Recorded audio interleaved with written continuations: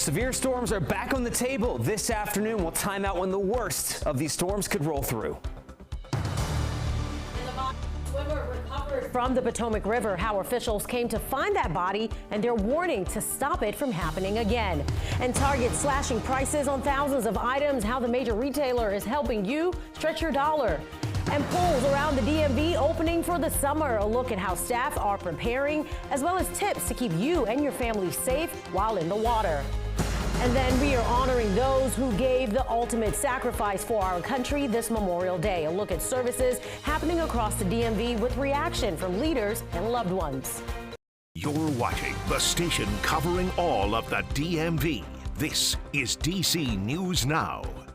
And thank you for joining us on this Monday for DC News Now at 4. I'm Tosin Fakile. It is a DMV First Warn Day. We are tracking the chance of severe weather across several areas in our region, and it is important for you to be weather aware throughout the evening. Let's head on outside right now. This is a look over Rosslyn. You can see the gray skies and cloudy conditions, but we're going to go right over to meteorologist Damon Matson for a first look at our forecast. And Damon, you guys are tracking some severe weather around the West Virginia area. Yeah, exactly right, Tosin. Things have really started to pick up over the last hour or so as storms are firing to the west, and this is what has prompted a tornado watch to be issued by the National Weather Service. Here it is in the red. This covers all counties east of the I-81 corridor, so Frederick, Fairfax County, down through Montgomery County, and yes, even in D.C. included within this watch that goes until 11 p.m. Now, we're seeing storms rapidly develop out toward the I-81 corridor. We've been keeping an eye on one cell in particular that just exited Martinsburg here.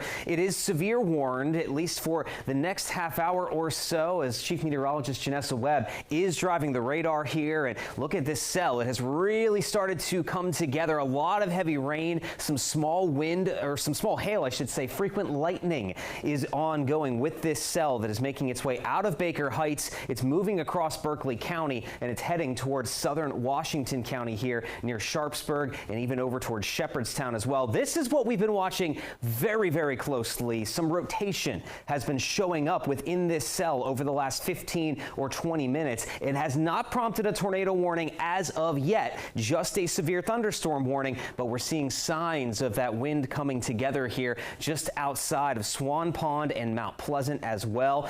Looking at the hail tracker too, again, some small hail is evident with this storm as it developed just to the west of the I-81 corridor. So again, this is exiting Martinsburg. It is warned severe thunderstorm warning until 4:30, and it's making its way eastward on toward Sharpsburg. The arrival time there is going to be around 4:30. So heads up, in southern Washington County, we'll be having this cell and watching it move off to the east. Now we have some additional thunderstorms back to the west, but nothing has come together as of yet near I-95 and DC. Things are quiet, but as we move forward here through the rest of the late afternoon, early evening, things are going to start to develop and move their way toward the district and the I-95 corridor. So we will be timing out these storms over the next few hours, what impacts you should expect, and when things may start to quiet down. That will all be coming up in a look at your full forecast in just a bit.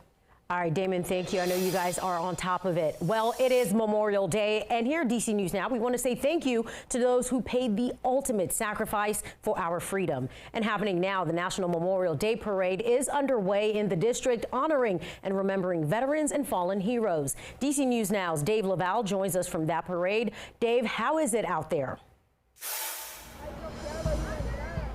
Well, good afternoon to you, Tosin. Actually, the parade wrapped up just a few moments ago after it started here at the corner of 7th Street Northwest and Constitution Avenue about 2 hours ago. The parade featured more than 5,000 participants from across the nation as they represented practically every state and the District of Columbia. The parade, which, as we said, is in its 20th anniversary, or I should say it's in its 20th anniversary, honors those from every American conflict, starting with the American Revolution all the way up to the Gulf War. And again, this parade wrapped up here just about, 10 minutes ago as thousands of people, the crowd definitely a bit smaller than what we've seen over the last couple of years, a lot of that due to the weather. However, the rain did hold off, and now parade's done. Got lots of smiles on faces as this large crowd slowly trickles out of downtown DC and makes its way home. We're live in downtown DC. Dave Laval, DC News Now. Dave, thank you. President Biden and several officials honored fallen members of the U.S. Armed Forces at today's National Memorial Day observance. The ceremony at Arlington National Cemetery was also attended by the public. It included a wreath laying at the tomb of the unknown soldier and a parade of colors. President Biden spoke at the ceremony, emphasizing the importance of today. We gather at this sacred place at this solemn moment to remember, to honor the sacrifice of the hundreds of thousands of women and men who've given their lives for this nation. Today, we bear witness to the price they paid. This was the 156th anniversary of the ceremony honoring those who made the ultimate sacrifice. And Falls Church Veterans Council also honoring those who paid the ultimate price while serving this country. Many came out to the annual Memorial Day Parade and festival event that included a 3K run and blood drive. Some people sharing with us what Memorial Day means to them.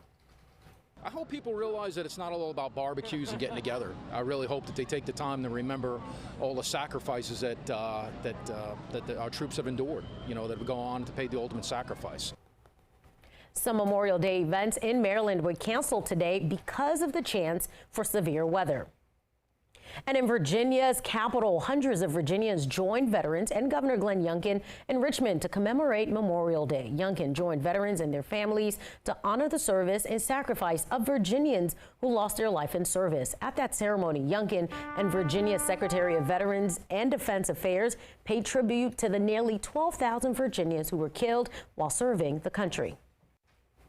Their legacies are scattered across history. 18, 19, 20, 21-year-olds with their whole lives ahead of them. They stepped into a conflict. They stepped in with courage. They stepped in with honor. And this Memorial Day even more meaningful with the 80th anniversary of D-Day coming up on June 6th. Your time is 4:07, and Montgomery County Fire and Rescue Service says it recovered a body they believe to be a missing swimmer. They say an 18-year-old man went missing Friday night after trying to cross the river shorelines in the Potomac River. Search teams located the body using sonar on Sunday. Our Christian Pena will have more coming up at 4:30. And still in Montgomery County, police there continue to investigate a deadly shooting of two men over the weekend at a Silver Spring park. DC News Now's Kevon Dupree has reaction from people in that community. Montgomery County police say two 20-year-old men were shot and killed here at Nolte Local Park near this basketball court Sunday evening. Police say they have no suspects in custody at this time. It's devastating. It's devastating for the families. I just assumed there were two young men out enjoying the beautiful weather. Neighbors at Nolte Park still shaken following Sunday's deadly double shooting. I was surprised. I'm here every day. It's a nice park. My kids come up here and play. So my kid comes up and plays basketball. So that was, concerning. One neighbor who often comes to the park to shoot hoops as well says he's not shocked. Kids hang out here late nights. They often leave, beer bottles and joints and stuff like that around. So it doesn't shock me. But generally speaking, it's a very family-friendly park. Joshua says as a parent, it's hard knowing two families lost loved ones here yesterday. I'd be crushed if I had to bury my daughter. And in that regard, I feel terrible, and I hope they find the guy who did it. Now, Sherry Handerhan says she's apprehensive about her children playing at the park. It's worrisome. That's why I came up without my kids this morning to kind of check everything out. But some neighbors aren't too worried. If anything, I just imagine the court will be safer now because something like that happened, less people will probably frequent it. Police will come out here and make more frequent visits. Police officials are encouraging anyone with information on this deadly double shooting to contact them immediately. Reporting in Silver Spring, I'm Kevon Dupree, DC News Now. And DC News Now is your local election headquarters. Early voting for DC's June 4th primary is now underway. You can vote at several rec centers and libraries across the district between 8:30 a.m. and 7 p.m. Voting centers are closed today for Memorial Day. The ballot includes a number of city council races, including one to replace outgoing council member and former mayor Vincent Gray. Early voting ends Saturday.